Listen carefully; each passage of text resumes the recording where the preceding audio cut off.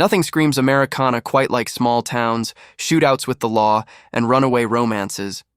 In 1967, titans of Hollywood Warren Beatty and Faye Dunaway starred as the titular Clyde Barrow and Bonnie Parker in Arthur Penn's relatively biographical Bonnie and Clyde. Alongside the fast-paced heist plotline and the blossoming love between one of the most notorious couples and criminal names in American history, Penn's daring depictions of sex and violence on screen gave Bonnie and Clyde a gritty, realistic quality. Just 1 year after Penn dropped the bombshell that was Bonnie and Clyde into the culture, another star-studded crime romance was released. Only this time, the film was met with a lukewarm reception at best, ultimately slipping away into the annals of cinematic history. Noel Black's debut, 1968 film Pretty Poison, is not a film to be missed. What could be considered a 1960s reimagining of Shakespeare's Macbeth, this is no simple romance. Pretty Poison is a toxic tale that cleverly subverts audience expectations. Best known for his role as Norman Bates in Psycho, Anthony Perkins is no stranger to grim, shifty roles. Perkins is pitch-perfect casting as recent parolee from a criminal mental institution, Dennis Pitt. Pretty Poison is only able to kick off once Dennis has been released in a scene that reveals a darker past and a compulsive tendency to lie. Upon his release, Dennis finds himself working in a soul-crushing factory job and attracted to Sue Ann, Tuesday Weld, a high school cheerleader. As is his wont, Dennis lies to Sue Ann about being a CIA agent, and together the two find themselves in a whirlwind of sabotage as a questionable affair unfolds between them. Unfortunately for everyone involved, Sue Ann takes a little too well to the criminal lifestyle. Pretty Poison is a dual character study of Dennis and Sue Ann, using one to expose more of the other in turns. Perkins and Weld turn in such tremendous performances that it's hard to say who is stealing the scene from whom. Separately and together, they both give off an air of charming niceness. Even as Perkins begins to spiral into delusion, struggling to balance his lies with reality, he never loses the friendly veneer.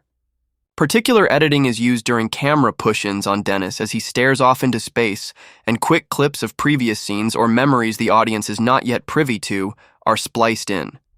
The music grows louder as the background noise fades, creating a claustrophobic hold as the audience finds themselves trapped inside Dennis's haunting mind. All the while, Dennis always remembers to say please and thank you.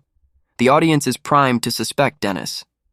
It's impossible to totally divorce Perkins from Norman Bates, and as he opens the film just being released from a criminal institution only to go skulk at a cheerleading practice, he's certainly not set up as harmless. In direct contrast, Sue Ann is as threatening as a kitten when she first marches across the screen.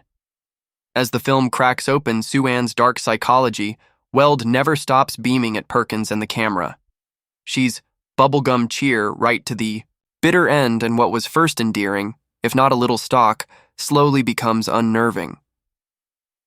Before the Manson murders slammed the door shut on the peace and love haze of the 60s, and before author Joan Didion so exactingly synthesized the collapse of the decade in her iconic The White Album, director Noel Black had identified a dangerous apathy festering among the youth of America.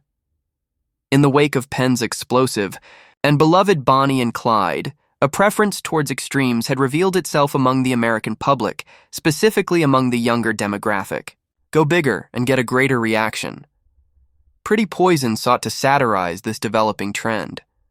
What at first blush appears to be something of a dark romance, Pretty Poison is much more interested in critiquing than romanticizing. There is a distinct creepiness to the scene when Dennis first sees Sue Ann. As the cheerleaders stomp across the field, they're dressed in school regalia and look very young. Dennis lurks in the background, dressed in professional clothing and looking decidedly out of place. Inappropriate relationships are at the bottom of the list, though. When it comes to criticisms, Black is lobbying, even with such immense talent. Populating the film, Pretty Poison wouldn't be half the film it is without Lorenzo Semple Jr.'s clever script and Black's insightful direction. Black aptly described Sue Ann as a teeny bopper Lady Macbeth. And yet, Sue Ann is designed to be something of an ever-teenage girl for the time, a chilling thought with her character arc. Dennis doesn't turn Sue Ann into a girl comfortable holding a gun, he just gives her the opportunity to hold it. Black. and Semple are waving giant red flags for their audience with Sue-Ann. They ask, how can our youth be so nonplussed by violence? How can they enjoy it? Eerie questions to begin with. Watching Pretty Poison today, it's even more unsettling to realize this film is attempting to draw attention to a problem that would explode only a year later. Largely forgotten today, Pretty Poison is a film definitely worth watching and loving. A scathing depiction of the disenfranchised youth of the 60s, Pretty Poison riffs on the previous year's Bonnie and Clyde. Rather than a proper romance, Perkins and Weld stand shoulder to shoulder for a disturbing portrait of two fractured minds. With all the speed of a crime thriller and all the rumination of a quiet character study, Pretty Poison is the best of both worlds. Fun, yet substantial. Pretty Poison grabs its audience and leaves claw marks